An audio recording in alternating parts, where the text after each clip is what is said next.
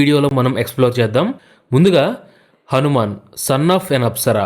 పురాణాల ప్రకారం చూస్తే హనుమంతుడి తల్లి పేరు అంజనాదేవని, అందుకే హనుమంతుణ్ణి ఆంజనేయుడు అని పిలుస్తారని మనకు తెలుసు.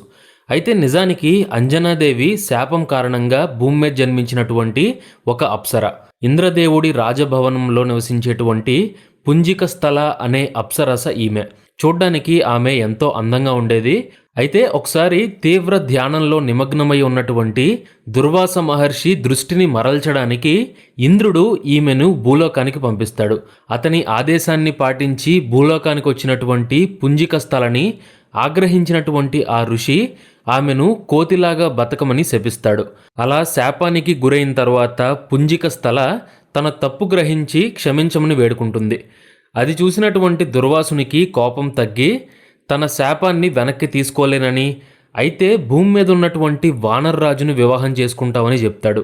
అలాగే శక్తివంతమైనటువంటి కుమారుడికి తల్లివవుతావు అంటాడు. అంతేకాదు ఈ మానవాళి మొత్తం నిన్ను గౌరవిస్తారని కూడా వరమిస్తాడు.